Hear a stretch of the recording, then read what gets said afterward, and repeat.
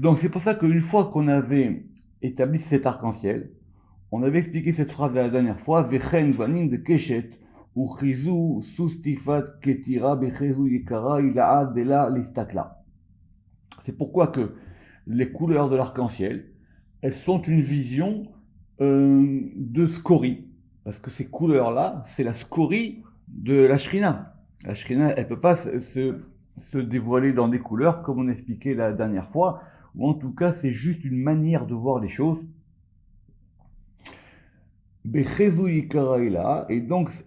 Alors si on reprend bien les mots, ou chezu sustifa ketira, donc c'est une vision d'une scorie qui est attachée dans une vision, donc c'est une vision dans une vision. Donc une vision de cette scorie, c'est-à-dire ce qu'on voit nous, l'arc-en-ciel, avec des couleurs, mais qui est à l'intérieur et dans Chezu Yikara, la vision précieuse ou honorable supérieure, des là à l'istakla, et qu'il ne faut pas regarder. Donc c'est parce que comme c'est les deux, c'est à la fois la shrina, et c'est à la fois la shrina qui s'habille dans les couleurs de l'arc-en-ciel. Et c'était pour ça qu'on avait expliqué que toute la vision d'Ézéchiel, c'est pour ça qu'à chaque fois, il dit Kémaré. Il dit, ça ressemble à. C'est comme la vision. C'est pas ça qu'il a vu. Il dit, si je dois comparer ce que j'ai vu par rapport à ce que je peux voir en bas, alors ça ressemble à ça. D'où cette notion des quatre qu'on avait vu qui correspondait aux quatre clipotes qu'on avait vu, vous vous rappelez au début, à propos de que les choses elles étaient enveloppées. Alors maintenant, le Zohar, il va revenir à l'arc-en-ciel terrestre, concret. Vechivan de'ar'a, hamat le'ay keshet kaima kadisha.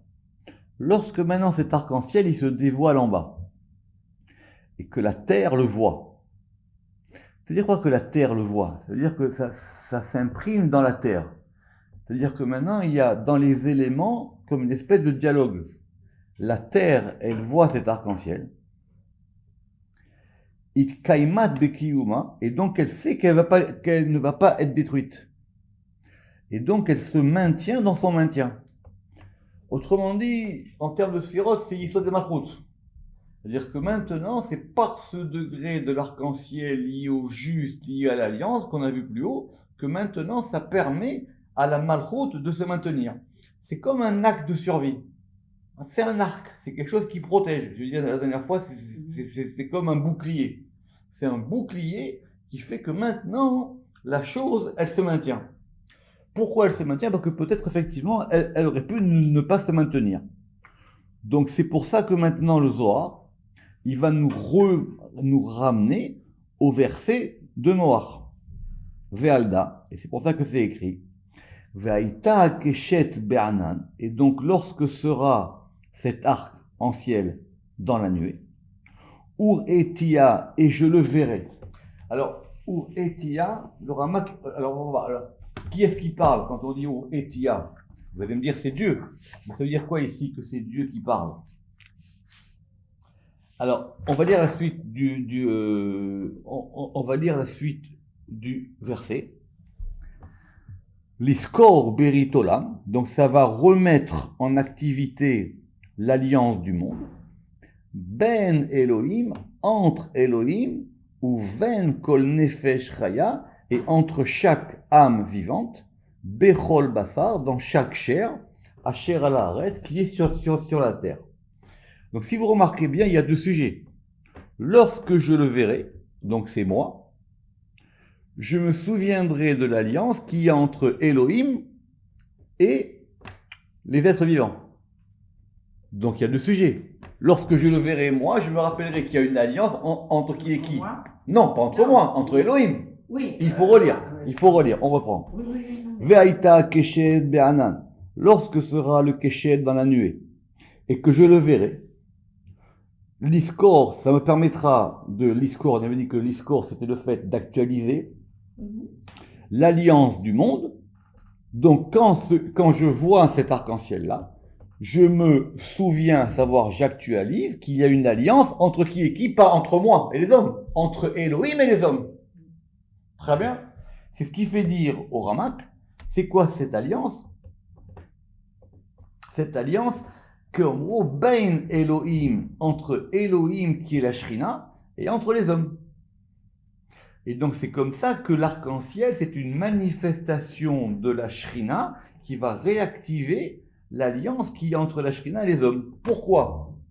Parce que si vous en souvenez, au début de Parashat Noach, on avait dit c'était quoi le déluge? Le déluge, vous vous rappelez, c'était qu'il avait dit que c'était le hé qui était reparti. Il n'y avait plus de protection. Vous vous rappelez, on avait vu ça, c'est pour ça qu'il y avait des eaux, c'est pour ça que le déluge, c'était des eaux d'en haut et des eaux d'en bas. Vous vous rappelez des eaux chaudes qui sortaient de la terre et des eaux froides qui sortaient des cieux. C'est pour ça qu'on avait dit, vous vous rappelez ce qu'on avait appelé les Arubot Hashamaim, les réservoirs célestes. Parce que du coup, maintenant, les deux haies, ils fonctionnaient plus. Alors maintenant, quand il y a un problème, il y a le hé de la Shrina qui revient se mettre en paravent. Et ce hé-là de la Shrina, il correspond à l'arc-en-ciel. Aïdé Amran. Donc le Zohar, il est très logique. Aïdé Amran. Donc c'est ça qu'on a dit. Dehilin, Tlad, Gevanin, que ces trois couleurs, vous vous rappelez qu'on a dit que l'arc-en-ciel c'était 3 plus 1. Ces trois couleurs, Vehad, Deit Kelil Benayhu, et une qui est totalisée entre elles. Kuleu Razachada, tout ça, tout est un seul mystère. Alors, c'est cette notion, vous vous rappelez, on avait dit, est-ce que c'est quoi ces trois couleurs? Parce qu'il y en a une qui est, réceptrice. C'est pour ça qu'elle n'a pas de couleur en elle. Vous vous rappelez ce qu'on avait dit, d'accord? Parce qu'on avait dit qu'en fin de compte, c'est un principe simple. Chaque fois qu'on a 4, c'est 3 plus 1. C'est la malchoute plus 1 degré de réception. Le Ketem Paz, il ramène, il dit, c'est comme dans le Shem Yud Kevavke. Il y a 2 fois E. Donc c'est 3 plus 1. C'est Yud Kevav et le He qui reçoit le tout. Mais sinon, on n'aurait pas besoin d'avoir 2 fois la même lettre.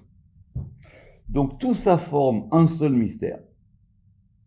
Donc maintenant, on va réactiver ce principe de 3 plus 1. Ubero Anana Salka. Et donc à ce moment-là, quand cette chose-là, elle est remise en place, alors l'arc-en-ciel, il apparaît. Ubero Anana Salka. Il s'élève, les Ithaza, pour être vu. Et il s'élève au sein de... Ça veut dire quoi? C'est-à-dire que quand, autrement dit, le soir ici, Kaviachol, il vous donne un yichud, il vous donne une opération. C'est quoi l'arc-en-ciel? C'est ce degré de 3 plus 1 qui se met en place. Et à ce moment-là, il apparaît. À ce moment-là, on le voit. D'accord? Ça, c'est à peu près ce qu'on avait vu la dernière fois, même si on a été un peu plus loin. Et a priori, on devrait s'en arrêter là. Parce que maintenant, on a vu à peu près, on a compris tout le cheminement qu'il y a entre l'arc-en-ciel, les couleurs et la shrina. Simplement, on va revenir à Ézéchiel. Et on revient où? On revient toujours dans la dernière vision, au verset 26. Ou Mima la Rakia. Donc vous vous rappelez que il y avait les Chayot, il y avait les Ophanim qui étaient en dessous, et il y avait un Rakia. Et au-dessus de ce Rakia, Asher al-Rosham qui est sur leur tête, Kemar'e Even Sapir, donc Kemar'e, on a dit comme la vision, Even Sapir d'une pierre du saphir, Dmout la ressemblance, qui c'est d'un trône. Ve'admout akise, et au-dessus de la ressemblance du trône, Dmout Kemare Adam, la ressemblance comme la vision d'un homme, Alav, au-dessus de lui, Milemala.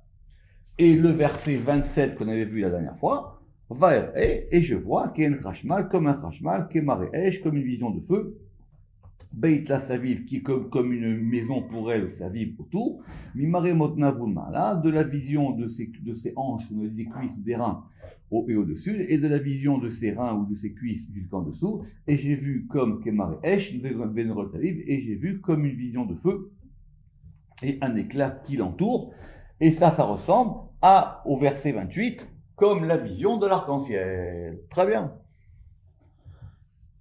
Pourquoi le soir maintenant il nous ramène à ça? Parce qu'on va voir maintenant qu'est-ce qu'il y a en dessous. C'est-à-dire, le Zohar, en fin de compte, il nous a expliqué l'arc-en-ciel depuis la fin. C'est quoi la vision d'arc-en-ciel? La vision d'arc-en-ciel, c'était la dernière vision. Puisqu'à la fin, on a dit, il va s'agenouiller et il va rien dire et c'est terminé. Et après, ça commence le chapitre 2 et le début de la parole divine. Maintenant, on revient à ce qui est en dessous du trône, qui est au-dessus de la rakia. Et on relit. Ou mima'al la rakia, et au-dessus du rakia, Asher al Roshan, qui est sur leur tête, j'ai vu comme une pierre de saphir, qui est Dmout qui sait, qui ressemble à un trône, et au-dessus du trône, j'ai vu comme un Adam, et cet Adam, il est entouré, vous vous rappelez ce qu'on a dit, et ça c'est l'arc-en-ciel. Autrement dit, c'est pas facile, mais ça voudrait dire qu'on revient maintenant à la base. Ok. Alors c'est quoi cette Even Sapir? C'est quoi cette pierre de saphir? Hai hi Even Shtia. Dehi nekuda hada dechol alma vekaima ala kodesh akodashim. Alors, c'est ce qu'on appelle la Even Shtia, c'est la pierre de fondation. C'est quoi cette pierre de fondation? Ça manque pas, c'est expliqué dans le Midrash. C'est la pierre sur laquelle le monde a été fondé. D'accord? Cette pierre, elle se trouve, alors, c'est plus compliqué, en tout cas, cette pierre, elle se trouve à Jérusalem, et cette pierre, elle se trouve dans le Beth Amikdash. Et c'est quoi? Dei Nekuda Hada, c'est le point unique, des kol alma, des kaima ala, et sur laquelle tout le monde repose. Pardon, c'est la pierre une de tout le monde, et sur elle, ça veut dire au-dessus de la pierre, se tient le Kodesh HaKodashim. Donc le Kodesh HaKodashim, il se tient sur la Even Shtia. Oui. D'accord? Très bien. Pourquoi est-ce que le Zohar il nous amène là maintenant? Il vient de nous dire plus haut que justement, il y avait l'arc-en-ciel d'en haut et l'arc-en-ciel d'en bas. L'arc-en-ciel d'en haut, c'est cette aura qui est autour des chayot, qui sont, enfin, de cette chaya de Adam qui est au-dessus du rakia, qui est au-dessus du kissé. D'accord ou pas? Très bien. Et cette chaya qui est sur le kissé, elle se tient sur cette pierre-là, qui s'appelle Even Sapir. Très bien. Mais ça, c'est en haut. Or, quand on nous dit maintenant ça correspond à quoi? Ça correspond à quoi? Ça correspond à la Even Shtia qui est en bas sur terre. Et sur cette Even Shtia, il y a le Kodesh Kodashim. Donc le Zohar, ça devient très compliqué parce qu'il va maintenant passer d'un degré à l'autre. On est redescendu. Autrement dit, ça veut dire, une fois qu'on a établi le parallélisme entre ce qui se passe en haut et en bas, et une fois qu'on a établi le parallélisme et on a vu qu'effectivement, là, c'était pas complètement un reflet, puisque les couleurs, on avait dit, vous vous rappelez que ces couleurs-là, elles étaient des scories. On revient au point central. Alors, comment le Zohar, il a pensé que Even, donc maintenant, donc on reprend, on a un rakia, le rakia qui est au-dessus des chayot, très bien. Au-dessus des chayot, il y a une pierre qui s'appelle Even Sapir. Au-dessus de cette pierre, il y a le kissé, et au-dessus du kissé, il y a Adam, et au-dessus et autour, c'est l'arc-en-ciel. D'accord? Très bien. On relit. Et c'est quoi ce Even Sapir? Autrement dit, ce Even Sapir, c'est comme ça qu'en tout cas que j'ai compris du Ramak, mais c'est pas facile du tout, hein. Ce Even Sapir, quand on le projette par rapport au monde en bas, ça correspond à la pierre de fondation du monde. Et ça correspond à un point A. Autrement dit, c'est simple. C'est ce fameux point sur lequel tout repose. Le monde, il repose sur un point. Le Zohar, il y a beaucoup d'explications sur ce point-là. C'est le point du Shabbat, sur le point de plein de choses. C'est-à-dire, c'est un point important. Et ce point-là, c'est le point de fondation du monde. C'est pas que ça s'appelle Even Shtia. Sur ce point-là se tient le Kodesh HaKodashim et Jérusalem et le monde entier. D'accord? Très bien. Ou Maï, et quelle est-elle? C'est-à-dire qui? Cette pierre saphir. Quelle est-elle maintenant quand on remonte en haut? Elle est le Kursaya Kadisha, elle est le trône saint supérieur, Deihi Memana, qui est préposé, Al Ilin Arba, sur ces quatre. Évidemment, c'est ce qu'on a vu en haut, que cette pierre-là, c'était le point qui est au-dessus du Rakia.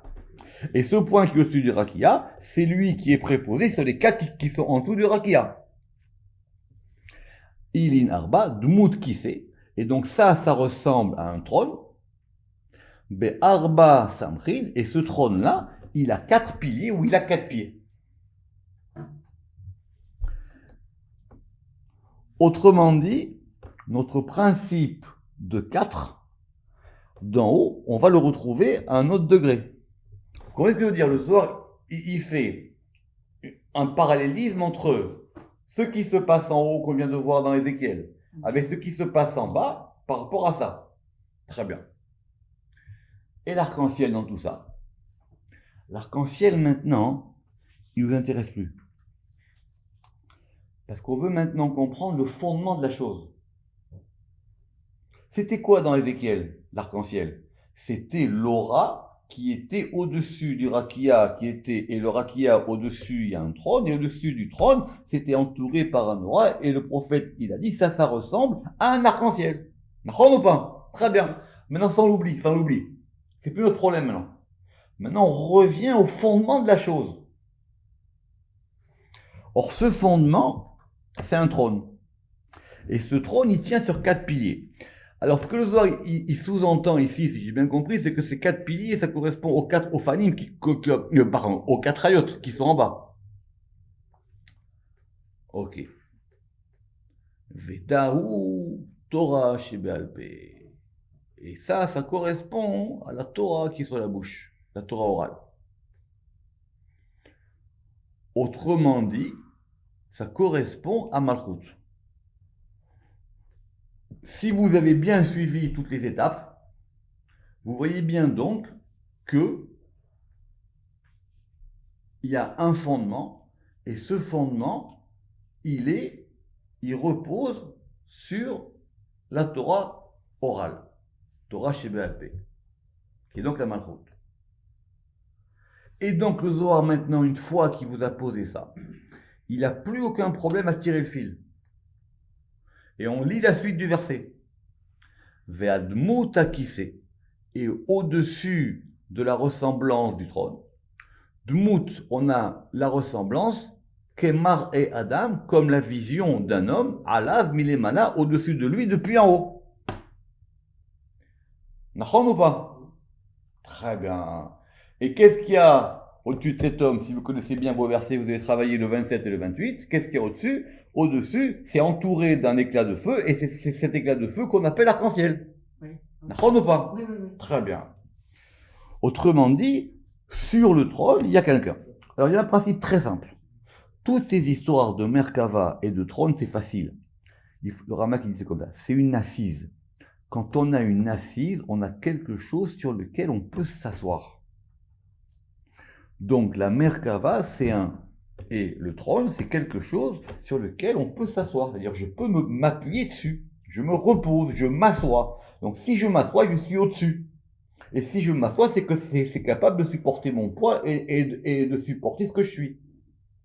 D'accord? C'est pareil pour la Merkava. La Merkava, c'est quoi? C'est quelque chose qui va être un véhicule qui va être capable de véhiculer. Or, pour que ça puisse véhiculer, il faut que ça puisse porter. Donc, qu'est-ce qui est au-dessus du trône? Par-dessus, ça s'appelle Kemar et Adam. C'est quoi? Daou Torah Shebirtav. C'est la Torah qui est dans l'écrit, c'est la Torah qui est écrite. On dit c'est Tiferet. C'est Tiferet qui se repose sur Malchut. Mikan, on apprend de là des Torah Shebirtav, que la Torah écrite, Yashvin Yate, al Torah Shebealpe. Elle s'assoit sur la Torah Shebealpe. Et si vous avez été encore plus loin, on avait dit, mais qui c'est qui s'assoit sur ce trône? Kemar et Adam. On va voir la suite du Zohar. Et c'est quoi ce Mar et Adam? Ce Mar et Adam, c'est la Torah ici. De là, on apprend que Adam, ici, il est Tiferet. Donc, on avait un problème, nous, pour savoir comment est-ce qu'on allait faire l'attribution des 4 rayot par rapport aux sphirotes, par rapport aux éléments. On relit. Le soir, c'est pareil. Quand vous ne comprenez pas, il faut relire. Quand vous arrivez à 300 fois, peut-être vous commencez à comprendre. Ve'al dmut hakiseh, et au-dessus de la ressemblance du trône, dmut, une ressemblance. J'ai pas mis le mot ressemblance, je rajouterai tout à l'heure. Ressemblance. Kemar et Adam, comme la vision de Adam, alav, au-dessus de lui, milemala. Daoud Torah Shebirtav. Donc ça s'appelle la Torah écrite. Et de là, qu'est-ce qu'on apprend? Que la Torah écrite, elle s'assoit, elle se repose, elle se tient sur la Torah orale. On dit l'un est le support de l'autre. C'est intéressant. D'habitude, on pense que la Torah écrite, c'est quelque chose, et la Torah orale, c'est le commentaire d'eux. Or, le Zohar ici, il dit que c'est pas exactement comme ça. La Torah écrite, elle a besoin de se reposer sur la Torah orale. Torah chez Be'alpé, Torah chez Birtav. Et c'est elle qui se repose sur elle. D'accord? Okay. C'est pas fini.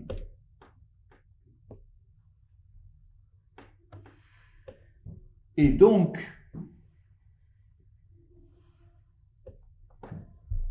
et ça c'est la Torah qui est dans l'écrit. Donc on apprend d'ici que la Torah qui est dans l'écrit, elle s'assoit sur la Torah qui est sur la bouche. Pourquoi? Begin dehai, parce que celle-ci, c'est-à-dire quoi? Celle-ci, qui c'est? La Torah orale. Kursaya Leda, elle est le trône de celle-là. L'un est le trône de l'autre. En fin de compte, le fondement, de quoi on parle maintenant ici? Le fondement du dévoilement de la Shrina, il est fait quand ces 2 degrés sont ensemble. Et il y en a un qui est assis sur l'autre. Ils sont imbriqués l'un dans l'autre. Begin de Aï Kursaya Leda. Et pourquoi est-ce qu'on a dit que c'était Kemar et Adam? De Iou, Diukna de Yaakov, parce que ça, c'est l'image de Yaakov. Alors, il y a un Midrash Mefourash qui dit que Yaakov, sa figure, elle est gravée dans le Kisei HaKavod. D'accord? Alors, Ramak, attention, il dit, c'est pas lui, il est marqué sa figure. C'est-à-dire quelque chose qui lui ressemble. Et effectivement, le fait que Yaakov, il est Adam, c'est marqué, on l'a vu dans le Zohar plus haut, que Yaakov, il avait la ressemblance à Adam, il s'appelait Shufra de Yaakov, on l'a vu dans le Zohar, dans Parashat Teruma. C'est comme ça que le Zohar ici, il fait la relation entre Yaakov et Adam. Donc, et on relit, Begin de Aï, Kursayeda, parce que celui-ci, c'est le trône de celui-là. Et Kemar et Adam, c'est quoi? De Yaakov, c'est l'image de Yaakov, de Yativ Ale, qui est assis sur lui. Sur lui, c'est quoi sur lui? C'est le trône. Donc, c'est quoi donc maintenant si on reprend l'arc-en-ciel? L'arc-en-ciel, c'est le fait que depuis Yaakov va se dégager la Shrina. C'est pour ça qu'on a vu dans le Zohar, on avait dit que Yaakov, il s'appelle le Baal Shrina. Yaakov, il s'appelle l'époux de la Shrina. Il raconte par exemple que la raison pourquoi Moshe il n'a pas été en Israël, parce que la Shrina elle était en exil en Égypte. Donc le rôle de Moshe c'était de la ramener en Israël. Or en Israël il a ramené à Yaakov. Donc 2 hommes ils peuvent pas avoir la même fonction, donc il fallait que Moshe arrête ou meure pour redonner à Yaakov. C'est pour ça qu'on est revenu en arrière. C'est-à-dire quoi on est revenu en arrière? C'est-à-dire une fois qu'on a examiné on a examiné le dévoilement de la chose, de l'arc-en-ciel, alors maintenant on revient au fondement.